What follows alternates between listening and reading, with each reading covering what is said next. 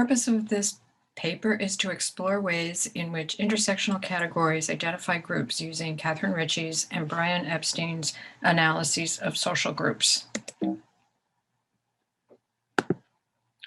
Kimberly Crenshaw introduced the term intersectionality to identify a class of persons, Black women, for whom the law did not adequately recognize the ways in which members of that class experienced unique, multi-axis discrimination in virtue of the intersection of being Black and being women. The idea was that Black women defined a class, a group that was not just a subgroup of women who happened to be Black or of Black persons who happened to be women. Rather, Black women defined a group for which being Black and being women were mutually informing, that was distinct as a group from Blacks and from women, and that experienced a distinct form of discrimination.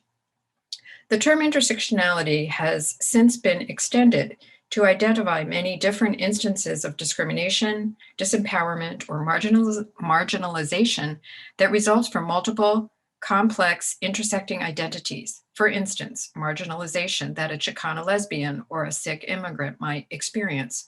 Some of these moves have also led to thinking of intersectionality as a way of identifying an individual's particular lived experience of complex, marginalized, and sometimes conflicting identities. There has also been interesting work done on how to conceptualize intersectional categories. Do intersectional categories identify distinct properties that just happen to occur together in an individual or in a set of individuals? Or are they mutually determining or constituting of one another, such that, for instance, Black woman is a distinct property from Black and from woman? Many intersectionality theorists argue for the latter mutual constitution thesis. This can mean a number of things. Yorba argues that categories should be seen as properties of individuals rather than as modifying one another. That is, they are mutually constituting, but of a person, and do not necessarily form a distinct property, Black woman. Because Douglas and Madva argue that if categories define distinct social kinds, such as Black women of increasing specification, such as Black heterosexual women, this leads to a regress. If there is no limit to specification, social kinds become more and more specific until there are no social kinds anymore, but just unique individuals. Because Douglas and Madva argue that intersectionality should be thought of not as a social category, but as a regulative ideal in explanation.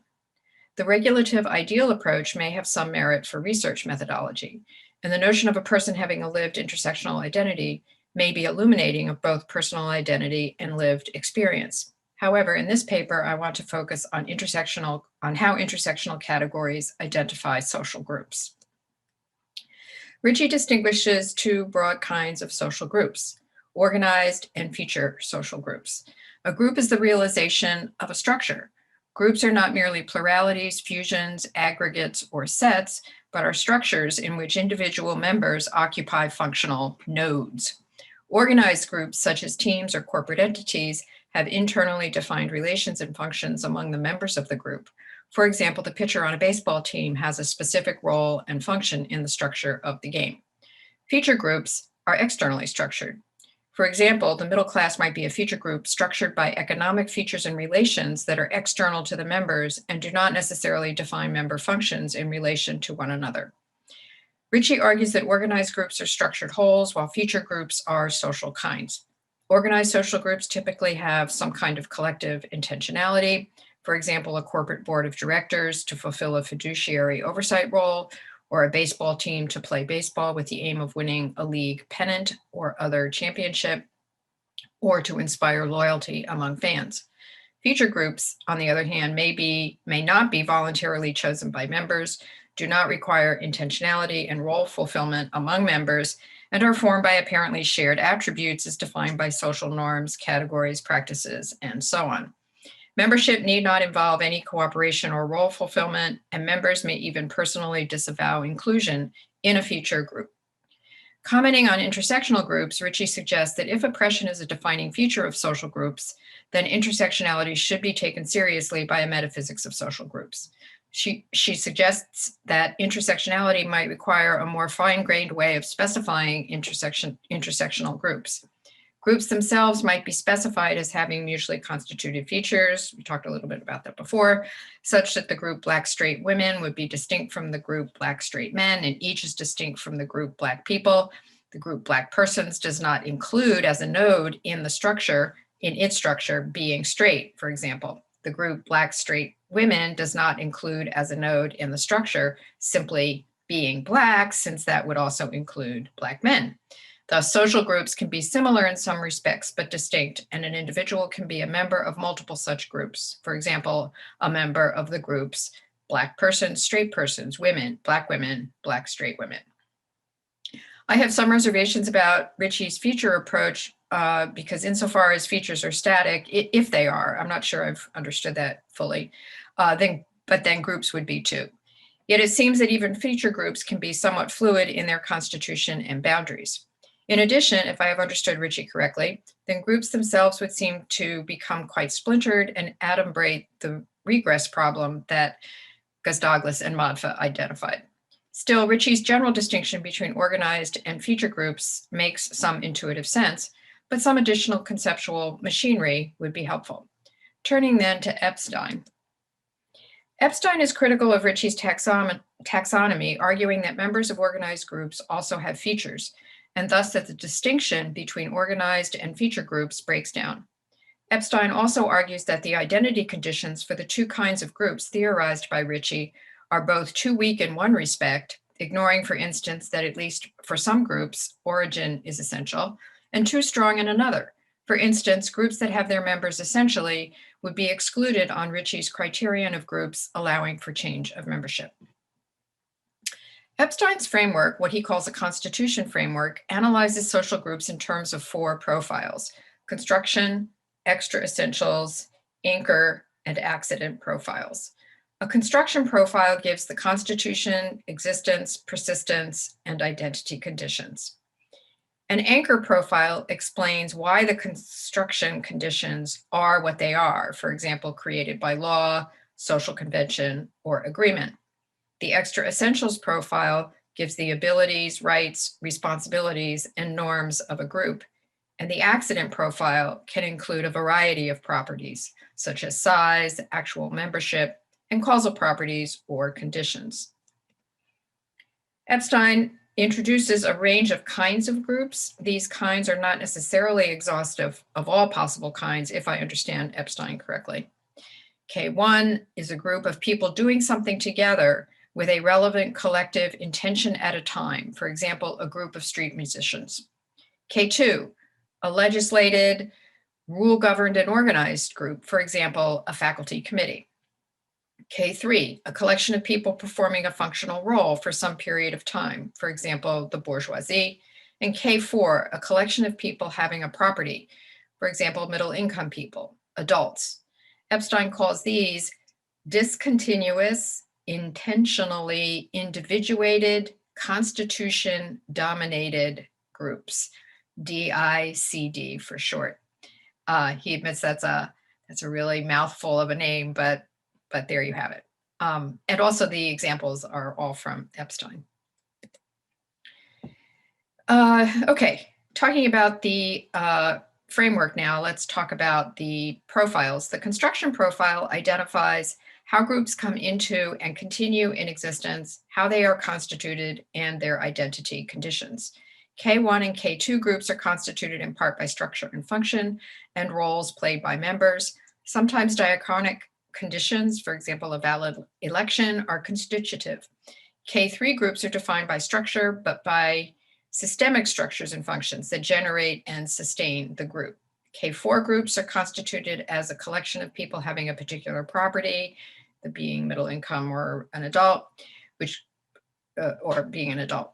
Some groups come into existence when an activity commences, for example, street musicians. Others when a functional role is fulfilled, for example, a faculty committee, possibly social class.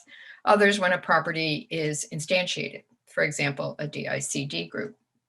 On Epstein's account, some groups may coincide while remaining distinct groups, while for others, coincidence is not possible. It depends on the nature and membership of the group. K1 and K2 groups seem to be capable of some kind of group agency, whereas K3 and K4 do not seem to have the collective structure for such agency. Oops, sorry, I advanced that slide too quickly. I guess we'll just stick with it. Social groups identified through intersectional analyses would appear to be K4 or possibly a K3 kind of group. This would coincide with Ritchie's classifications. However, K4 groups could become K1 or K2 groups. For instance, a group initially constituted in virtue of the members having an intersectionally defined property or a set of intersecting properties could become organizationally structured and active. For example, suppose members form a lobbying group. Before turning to what Epstein calls extra essentials, I want to touch on Epstein's two other profiles of social groups, accident and anchoring profiles. Briefly, an anchoring profile provides an explanation of why a group is constructed in the way that it is. Properties of a group like the faculty committee are anchored in virtue of agreements, institutional rules, and enactments of those. Social structures and functions create distinct social positions or niches that anchor the properties of groups, such as social classes, K3 groups. Practices and regularities anchor the properties of racial, sexual, and gender groups, K4 groups. The distinction between K3 and K4 groups seems a little murky to me, as an argument could be made that properties of K4 groups are also anchored by larger social structures and functions that also create roles, positions, or niches defined by, for instance, race, sex, and gender.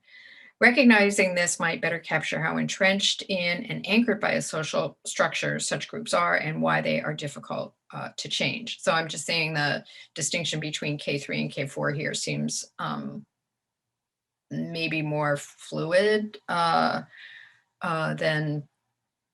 seems to be initially characterized. Anyway, an accident profile can include almost anything: causal factors, some functions of a group, size, who the particular members are at a given time, historical properties, the group's locations, and so on. Some properties might be accidental insofar as they are a function of interest or particular empirical conditions at a time. For example, during the COVID pandemic, a faculty committee may take on responsibilities that it wouldn't normally have in the interest of making decisions expeditiously. Turning now to what Epstein calls extra essentials, the last of the four profiles.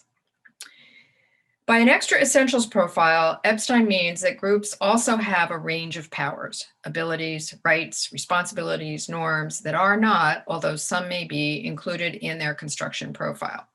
As an example of the latter, on Haslinger's account of women, a negative norm, oppression, is a condition for being a member of the group women. It's a constitution condition in Epstein's language, and is thus included in the construction profile of that group. In contrast, the powers of a faculty committee would be part of an extra essentials profile. Thus, the conditions for constituting the faculty committee may not include all its powers and responsibilities, some of which could be changed, enhanced, or diminished at different times or under varying conditions or institutional development. Powers, abilities, etc., may also be held distributively and differentially by members in virtue of their membership in a group. For instance, the chair of a committee may have different powers and responsibilities than other members. An extra essentials profile is helpful for distinguishing between coincident groups. For instance, a student philosophy club and a chess club, where each club has exactly the same members, let's say, but they are different clubs in virtue of each having different norms, rights, responsibilities, and so on. They might also have different anchoring conditions. Epstein suggests that K4 groups have no extra essentials. Any powers, norms, abilities, and so on that they have, if they do, would be included in the construction profile. Thus, the group Black women might be normatively constituted, recall Haslinger and maybe Crenshaw to some extent, in virtue of a negative norm, namely experiencing a unique intersectional oppression or discrimination. The construction profile of such groups might have normative dimensions defined by social values and interests in constituting such groups, but the members, simply in virtue of group membership, would not necessarily have or lack some particular abilities, functions, norms, rights, or responsibilities. Even if members of an intersectional group experienced having rights or privileges, for example, white men having lots of privileges, or lacking rights or privileges, for example, women or Black women. The thought would be that those are part of the construction profile or are part of the accident profile rather than being extra essentials. Epstein's framework allows identification of groups without having to attribute particular functions or agency to the members solely in virtue of that group membership. This is a positive dimension of the theory insofar as it recognizes a wide variety of groups. However, I'm not sure if it's correct that K4 groups could never have extra essentials. It might depend on how the constituting feature or property of the group are defined and how the notion of powers or abilities, responsibilities, rights, and so on are understood. Griffith, who advocates what he calls a multiple realization thesis about social kinds. I'm not going to talk about Griffith in this paper. I'm just looking at what he says about powers. Griffith suggests that belonging to a social kind bestows certain powers on its members. Referring, for example, to a racial group being Black, he says, being Black may bestow upon its members the ability to make use of affirmative action programs, to have a certain capacity to access affordable housing, or place restrictions on how one relates to the police. On the subset view, he's just referring to an aspect of his view. These social powers are a subset of the powers bestowed by the instantiation of the properties realizing being Black, properties such as being economically subordinated, having skin of such and such a color, or having Kenyan ancestry. So I take this as suggesting that there's kind of a distinction between what Epstein would call constitution properties and other kinds of properties, in this case, powers, that might follow from being members of that group defined by the first set of constitution conditions. On the other hand, Epstein might argue that these are part of a constitution profile, but I'm suggesting that they could easily be characterized as extra essentials in the same way that some of the powers of a faculty committee are, as distinct from its constitution conditions. The powers that Griffith identifies don't seem to be conditions for constituting the group or for being a member of it. They don't need to be actualized by group members, and they could be changed while not necessarily changing the constitution profile of the group. Starting with the notion of a racial group being Black and supposing it has some of the abilities and social powers that Griffith proposed, how might an intersectional group being Black women be a social group with a distinct extra essentials profile? The constitution profiles of the groups being Black and being Black women are distinct, for the latter doesn't include Black men, while the former does. An individual can belong to more than one group. Members of each of the racial gender groups also are members of the racial group being Black. The extra essentials profile, the powers, rights, abilities, norms of each group, is also somewhat different. And some of those differences might depend on context. Consider the context of Crenshaw's case of Black women and labor discrimination. The employer, in the case that Crenshaw discusses, hired men, white and Black, for one position and women, white only, for another. The employer didn't allegedly discriminate against Black people full stop or for every position in the company, but specifically discriminated against Black women for particular positions. Crenshaw's claim is that the ability to bring a successful claim against the employer is differentiated by being Black women. They are not discriminated against qua women since white women are hired, nor as Black since Black men are hired. There may be other contexts too in which Black women experience restrictions on abilities, rights, or norms in virtue of being Black women. For instance, access to prenatal health care and more generally treatment in the obstetrical context, even though all Black people may experience restrictions in access to and quality of health care compared to white people. By the same token, the intersectional group Black men may have greater risks with respect to the police than Black women, although all Black people may have reduced capacity to exercise rights vis-a-vis the police and more generally than white people. Intersectionality theorists have focused on marginalized and subordinated groups, but a dominant group would also be an intersectional group. For example, the members of the group white men have more powers and rights than members of other racial and racial gender groups. The concept of an extra essentials profile avoids having to rely on a notion of collective or shared intentionality to generate the senses in which the members of a group are able to act or experience norms and rights as members of that group. The having of norms, rights, abilities, and capacities, and so on, clarifies the distinctiveness and roles of groups in society, how those are organized, and some of the ways in which they are fluid or not. The scope and structure of these extra essentials for a given group and in relation to other groups seem important to understanding how entrenched groups are and to considering how to remediate or ameliorate unfair and unjust differences. The disadvantages experienced by Black women are not visible without identifying the norms and restrictions on their rights and abilities qua Black women. These extra essentials seem central to understanding how individuals are impacted by being members of such groups and what powers they have or lack in virtue of such membership. It seems to me that the possible fluidity of the group, for example, that its members acquire more rights or abilities, could be explained better by changes, for example, expansion, in extra essentials, while the group may continue to be distinguished by its constitution conditions. To sum up, I think there is a case to be made for thinking that a K4 or a DICD group could have an extra essentials profile. Epstein's framework is very helpful for understanding the ontology of intersectional groups, with the additional suggestion that if intersectional groups fall into Epstein's K4 or DICD groups, then they can also have extra essentials, and identifying those is important to fully grasping the nature and situation of intersectional racial and gender groups. That's the end. Thank you very much.